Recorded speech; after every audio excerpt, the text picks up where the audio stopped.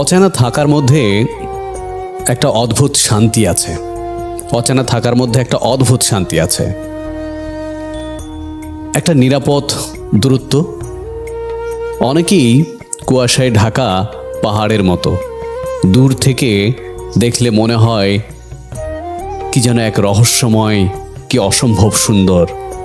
আমরা মানুষকেও সেভাবেই দেখি, আমাদের কল্পনার রং দিয়ে তাদের ছবি আঁকি, নিজেদের পছন্দ মতো গুণাবলী তাদের উপর আরোপ করি আমরা।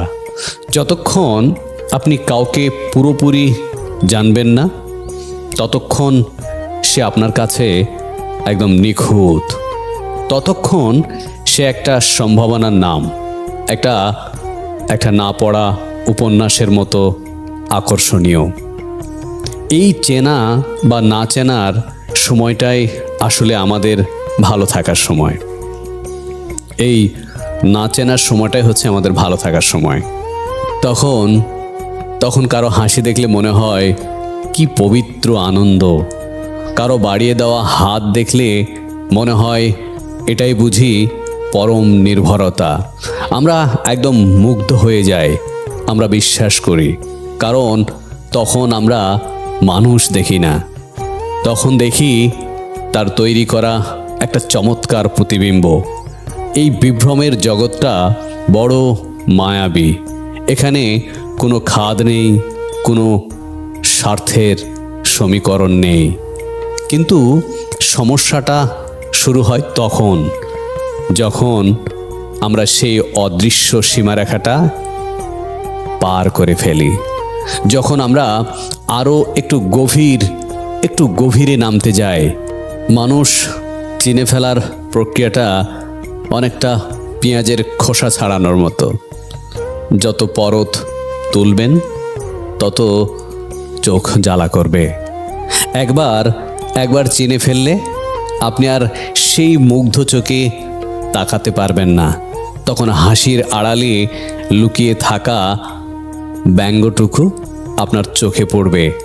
মিষ্টি কথার ভাঁজে ভাঁজে সাজিয়ে রাখা স্বার্থপরতাগুলো তখন খুব নগ্ন হয়ে ধরা দেবে আপনার কাছে। আপনি দেখবেন যাকে আপনি পাহাড় সম ব্যক্তিত্ব ভেবেছিলেন, সে আসলে বালির বাঁধের মতো ভঙ্গুর। যাকে ভেবেছিলেন সমুদ্রের মতো উদার, তার মানে জগৎটা হয়তো এক ফোঁটা জলের চেয়েও সংকীর্ণ তার মন। চিনে ফেলা মানেই হলো স্বপ্নের মৃত্যু। চিনে ফেলা মানেই হলো জাদুকরের হাতের কৌশলটা ধরে ফেলা। ম্যাজিকটা তখন আর ম্যাজিক থাকে না, শুধুই ছলনা হয়ে যায়। মানুষের আসল যে রূপটা যখন বেরিয়ে আসে, তখন কেবল সেই মানুষটার উপর থেকেই বিশ্বাস ওঠে না, নিজের বিচার বুদ্ধির উপর থেকেও বিশ্বাস তখন নড়বড়ে হয়ে যায়। হয় কেন? কারণ তখন মনে হয়, কেন চিনলাম, কেন এই কুয়াশার চাদরটা সরিয়ে দেখতে পেলাম। মানুষ চেনার পর আর ভালো থাকা যায় না, কারণ জ্ঞান সব সময় সুখের হয় না, সত্য সব সময় সুন্দরও হয় না।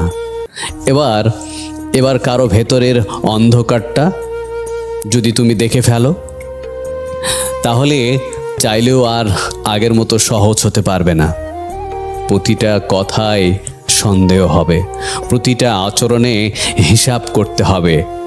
যে সরল বিশ্বাসে আপনি বুক ভরে শ্বাস নিতেন, সেই বাতাসটাই তখন ভারী হয়ে উঠবে অনেক। আসলে মানুষ ততক্ষণ দেবতা যতক্ষণ সে অচেনা। কাছে গেলেই সে শুধুই রক্ত মাংসের ভুল ত্রুটি। তাই বোধহয় ভালো থাকার সবচেয়ে সহজ শর্ত হলো চেনা বা ভুল চেনা। কারণ পুরোপুরি চিনে ফেলার পর, পুরোপুরি যদি চিনে ফেলেন, তাহলে যে ক্ষত তৈরি হয় তার কখনো সারে না। মানুষ চেনার মাসুল দিতে হয় নিজের ভালো থাকা এবং বিশ্বাস দিয়ে।